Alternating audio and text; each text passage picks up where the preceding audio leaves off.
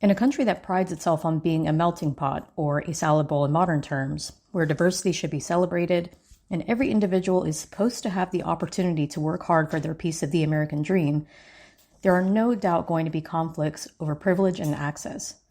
What comes along with America's many privileges is the reality of marginalized groups, those who do not experience certain privileges simply because they exist in some way outside of what is considered mainstream or dominant culture. This session explores the experiences and realities of marginalized veterans by examining data, how marginalized veterans have shaped our history, and the march toward a more equitable and just world. In this session, we'll explore incorporating intersectionality theory and critical race theory, women veterans, ethnic minority veterans, religious minority veterans, LGBTQIA veterans, intersecting challenges, micro, meso, and macro challenges, data equity, intersectional strategy, and the healing continuum. Intersectionality theory and critical race theory were developed to address socioeconomic disparities and how it relates to dominant culture. The effects of various identity lenses and positionality also extend into the military and veteran communities. The intersections of identity, social position, processes of oppression or privilege, and policies or institutional practices continue to impact marginalized veterans today. In the racial picture, things will never be as they once were. History has reached a turning point, here and over the world. Medgar Evers. We'll discuss his background and key role in shaping the fight for equal rights soon, but first, let's examine the life of Josephine Baker. Josephine Baker was born Frida Josephine McDonald on June 3, 1906 in St. Louis, Missouri. Josephine Baker spent her youth in poverty before learning to dance and finding success on Broadway. In the 1920s, she moved to France and soon became one of Europe's most popular and highest paid performers and was rumored to have had an affair with Frida Kahlo. Later, she worked for the French resistance during World War II, collecting intel and hiding resistance fighters, using her fame to move across lines and help Allied forces to victory. Following Germany's surrender in 1945, General de Gaulle awarded Josephine Baker the Croix de Guerre and the Rosette de la Résistance. He also named her a Chevalier de Légion d'honneur, the highest order of merit for military and civil action. During the 1950s and 60s, she devoted herself to fighting segregation and racism in the United States. She was the only female speaker at the March on Washington in 1968, where she honored women civil rights activists. After beginning her comeback to the stage in 1973, Josephine Baker died of a cerebral hemorrhage on April 12, 1975, and was buried with military honors. Baker stated, "When I was a child and they burned me out of my home, I was frightened, and I ran away. Eventually, I ran far away. It was to a place called France. Many of you have been there, and many have not. But I must tell you, ladies and gentlemen, in a country that I never feared. I have walked into the palaces of kings and queens and into the houses of presidents, and much more. But I could not walk into a hotel in America and get a cup of coffee, and that made me mad." Having that international experience definitely provided a harsh perspective of how she was treated at home versus abroad in France, and it led to a righteous rage that fueled her activism. Women veterans are the fastest growing demographic in the U.S. military, and even more so for women veterans who are ethnic minorities. And while some of these stats may be familiar to those already working with veterans in the U.S., it's important to see well ahead of time which groups are expanding. And as evidenced by the figures, the U.S. veteran future is a diverse one. To cover some of the basic figures for women in the military, they make up 20% of the Air Force, 19% of the Navy, 15% of the Army, and 9% of the Marine Corps. Women are 10% of the U.S. veteran population. Women make up nearly 12.3% of OEF, OIF, and OND veterans. The median age of women veterans is 51 compared to 65 for men. 2 million veterans in the United States are women, and women are the fastest growing demographic in the U.S. military. Compared to civilian women, women veterans are nearly twice as likely to be divorced, more likely to have a higher education level, less likely to live in poverty, have a greater median income, more likely to be insured, more likely to experience homelessness, and less likely to have access to technology. Compared to male veterans, women veterans are more likely to be divorced, widowed, or never married. They are more likely to have a higher education level, are more racially and ethnically diverse, are more likely to live in poverty, more likely to have a lower median income, more likely to be enrolled in food support programs, twice as likely to have children in the home, and more likely to have no income. For years, VA marketing material to veteran service organizations had centered on experiences of cishet white women veterans, as though the women veteran community was simply a monolith of white womanhood. But we're here to provide a bit of myth-busting on that, in addition to clarifying why this narrative is yet another arm of white supremacy and oppression in veteran care. People are complex individuals, have multiple intersecting qualities that come together to form a unique identity and lens in which they view the world. In terms of minority women veterans, it's all the more important that diversity, equity, and inclusion are not just buzzwords for PowerPoint bonus points, but are incorporated into data collection all the way through direct client care and outreach. Navigating gender-based violence is undoubtedly complex, but is compounded by MST and rape culture, treating women and those who don't conform to dominant culture as property or items of conquest. The process of dehumanization, toxic masculinity, interpersonal violence or IPV, and mass shootings, examining bigotry through an intersectional lens, and rising suicide and homelessness rates. Much like studies on racism, the process of dehumanization also applies to anyone who isn't a cishet white male. Instead of studying various forms of bigotry separately and in silos, it's imperative that we see the macro perspective that our struggles are all tied together. In doing so, we can effectively work toward collective liberation. So long as we don't use an intersectional lens to identify where our oppression is intertwined, we all remain wandering and vulnerable. In terms of dehumanization all the way through intimate partner violence, dominant culture upholds systems in which sociopaths are allowed to thrive. In a separate article in your workbook, we've explored ways mass shooters, toxic masculinity, domestic violence, and two specific personality disorders are linked, all while gravitating toward military and law enforcement careers in effort to gain access to vulnerable populations, all of which seem contrary to U.S. Armed Forces values. With suicide, homelessness, and unemployment on the rise, we're all a bit late in putting theory into action. While the ban on women in combat was officially lifted in 2013, women have been serving in direct combat operations prior to this date. When it comes to cultural adjustments, it was a non-issue until it was politicized by right-wing media outlets disparaging and mocking women veterans. The backlash against women in combat roles is as expected with all other aspects of bigotry in the ranks and veteran community, but its spillover into veteran healthcare has proven to be detrimental. Throughout his short life, Medgar Evers heroically spoke out against racism in the deeply divided South.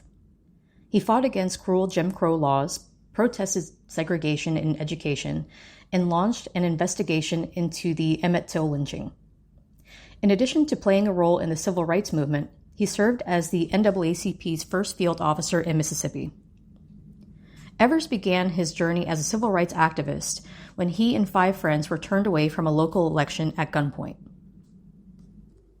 He had just returned from the Battle of Normandy in World War II and realized fighting for his country did not spare him from racism or give him equal rights. After attending college at the historically black Alcorn State University in Mississippi and taking a job selling life insurance in the predominantly black town of Mound Bayou, Evers became a president of the RCNL. And as head of the organization, Evers mounted a boycott of gas stations that barred black people from using their restrooms, distributing bumper stickers with the slogan, "Don't buy gas where you can't use the restroom." Annual conferences between 1952 and 1954 in Mound Bayou attracted tens of thousands.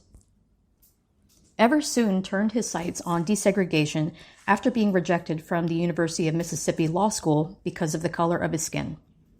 The Supreme Court's Brown v. the Board of Education 1954 ruling made school segregation unconstitutional. His fight to desegregate the University of Mississippi Law School bore fruit 8 years after he began when James Meredith was enrolled in 1962. As NAACP's first field officer in Mississippi, Evers established new local chapters, organized voter registration drives, and helped lead protests to desegregate public primary schools, parks, and Mississippi Gold Coast beaches. Evers gained notoriety in the eyes of white supremacists after becoming involved in 2 high-profile Mississippi cases. His public investigations into the 1955 lynching of 14-year-old Emmett Till and the 1960 conviction of Clyde Kennard, a black civil rights activist framed for the crimes he didn't commit, left Evers vulnerable to attack. White supremacists made several attempts on Evers' life before succeeding on June 12, 1963. After pulling into his driveway and getting out of his car carrying NAACP t-shirts reading "Jim Crow Must Go," Evers was shot in the back and died at the local hospital less than an hour later. He was murdered just hours after President John F. Kennedy's speech on national television in support of civil rights. In 1948, President Truman lifted the ban on racial segregation, but what about voting and other basic rights for ethnic minorities? In 1954, the Supreme Court ruled on the landmark case Brown v. Board of Education of Topeka, Kansas, unanimously agreeing that segregation in public schools was unconstitutional, which paved the way for large-scale desegregation. While some women gained voting rights in 1920, they were still denied to Native Americans until 1948, after U.S. Marine Corps veteran Miguel Trujillo sued the state of New Mexico. Later, with the Voting Rights Act of 1965, African Americans were able to exercise their right to vote as guaranteed under the 15th Amendment to the U.S. Constitution. This was also thanks to another U.S. Army World War II veteran, Medgar Evers, who worked to overturn segregation at the University of Mississippi, ending the segregation of public facilities and expanding opportunities for African Americans, which included the enforcement of voting rights. As we had just discussed, he was assassinated by the KKK, a white supremacist terror group in the United States, in 1963.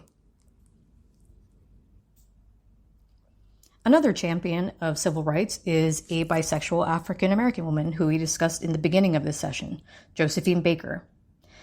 After the war, she continued to fight for equality and was the only female speaker at the March on Washington in 1968, where she honored other women civil rights activists. I hope we're seeing a trend here with minority veterans and civil rights activism. However, not everyone in the U.S. can vote to this day. Residents of U.S. territories are mostly citizens but cannot vote in the U.S. presidential election. U.S. territories, including Puerto Rico, Guam, the CNMI, American Samoa, and the U.S. Virgin Islands, nearly 4.1 million people total, cannot vote in presidential elections and do not have voting representation in the U.S. Congress. We will revisit this shortly. Race and the military are specific areas of study that have intrigued many of us here today. Throughout the next few slides, there are some of the main points to consider and are common to consider in terms of the history of racism and segregation in the U.S. Armed Forces, as well as voting rights and civil rights throughout U.S. history. While socioeconomic factors including education and the justice system interaction should be examined, the current political climate is one that veterans of diverse backgrounds are feeling not only due to the macro history of colonization and oppression in the U.S., but experiencing it through our own leaders and/or comrades while in uniform. The current stressors tied to COVID-19 and other ongoing global issues have undoubtedly compounded existing issues in the minority veteran community. Racism in the military and veteran community is no doubt a hot-button issue. But what we found regarding racism and compounding PTSD has been interesting, to say the least.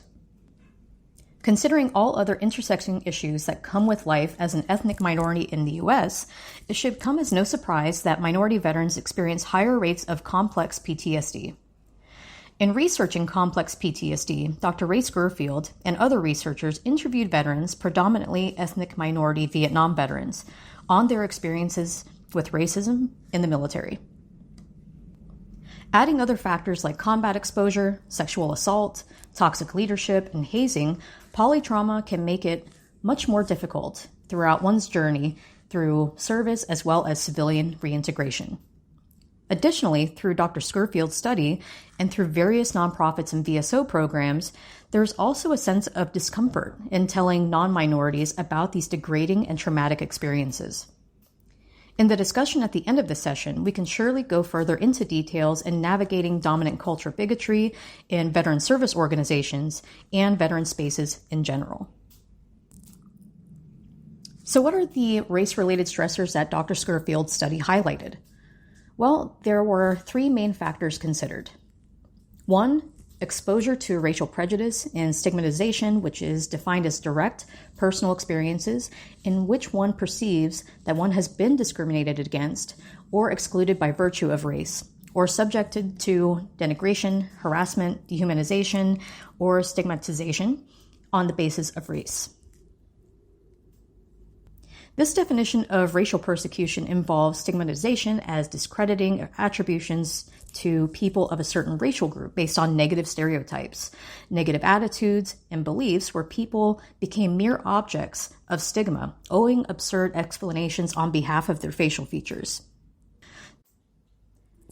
This study concluded that not only did Asian Americans and African Americans endure additional stigma while serving, but it concluded that racial ambiguity of Chamorro veterans highlighted and heightened an othering response that alienates all service members who don't conform to dominant culture.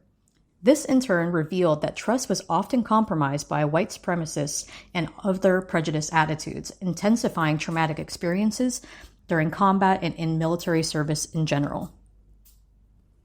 2. Bicultural or ambiguous identification with military conditioning to dehumanize the enemy.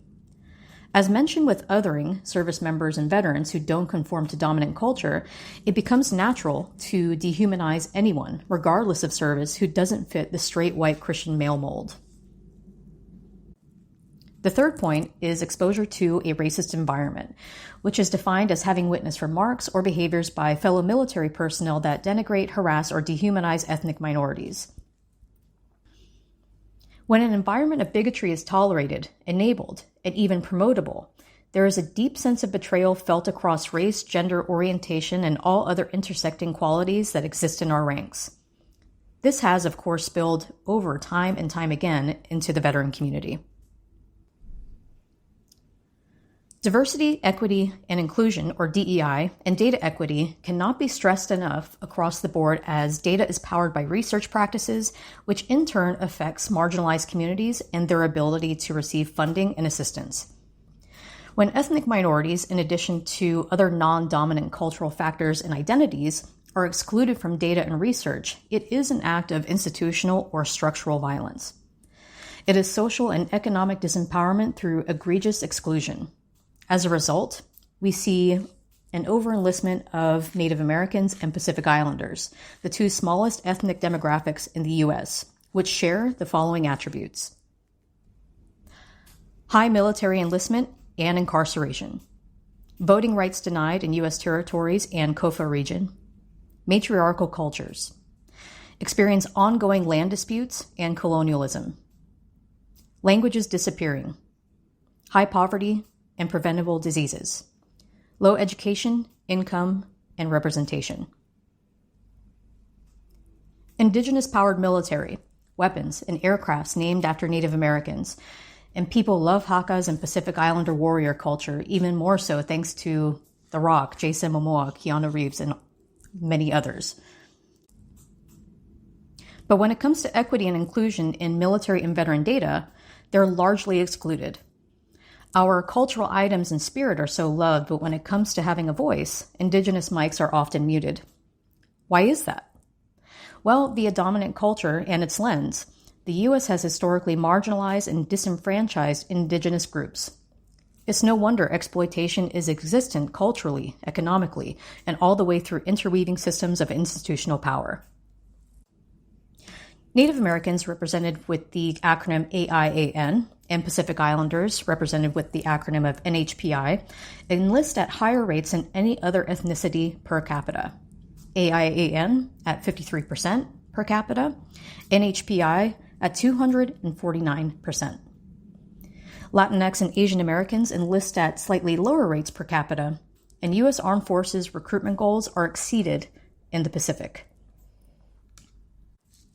Indigenous victims of violent crime, violence against women as a colonial malaise, and causally linked to white supremacist violence and patriarchy can also be seen with the Indigenous population with women in Canada, as they are also 12 times more likely to go missing or murdered than any other ethnic group. And in the United States, 96% of sexual violence against Native women in the U.S. is committed by non-Natives taking advantage of varying jurisdictions between tribal land and law enforcement. Native American tribes lack criminal jurisdiction over non-Natives who commit crimes in their jurisdiction. More than 4 in 5 Native American women have experienced violence, and more than 1 in 2 have experienced sexual assault. Alaska Native women continue to suffer the highest rate of sexual assault and have reported cases of domestic violence up to 10 times higher than any other ethnic group in the rest of the United States. Though available data is limited, once again highlighting the need for data equity across the board, the number of missing and murdered Indigenous women and the lack of federal response is extremely alarming to Indigenous women, tribal governments, and communities. On some reservations, Indigenous women are murdered at more than 10 times the national average. For the sake of defining Pacific Islanders for those who are unfamiliar, Native Hawaiians and other Pacific Islanders are a federally recognized ethnic group that has been separated from Asian Americans. They are divided into 3 main regions: Melanesia in the southwest, Micronesia to its north, and Polynesia as the larger triangle with Hawaii, Aotearoa, or New Zealand, and Rapa Nui, Easter Island at its farthest points. When NHPI data is lumped together with Asian Americans, much of the alarming issues affecting the Pacific Islander community get swept under the rug, and often for the most ludicrous reasons. Also, like Native Americans, Pacific Islanders deal with quite a lot of settler colonialism, outlandish cultural appropriation, and erasure for vital statistics. NHPI women also outpace their male counterparts in enlistment per capita. Largely matriarchal cultures that don't conform to Western and East Asian standards for femininity, gender binaries, behavior, and customs tend to enlist at higher rates as defending one's land sees no gender. While Pacific Islanders represent the highest enlisting ethnic group per capita, their voices are often erroneously or intentionally excluded from conversations on military and veteran issues. And as mentioned before, many still lack voting rights and face the following issues today: highest enlistment rate per capita, increased chances of direct combat exposure due to MOS, higher rates of suicide, NHPI women enlisting at higher rates than men, and are highly vulnerable to climate change. They are also isolated geographically and culturally from adequate medical and behavioral health care. VSOs, veteran services, are often uninformed, and NHPI veterans are often underrepresented in military voices in media and VSOs.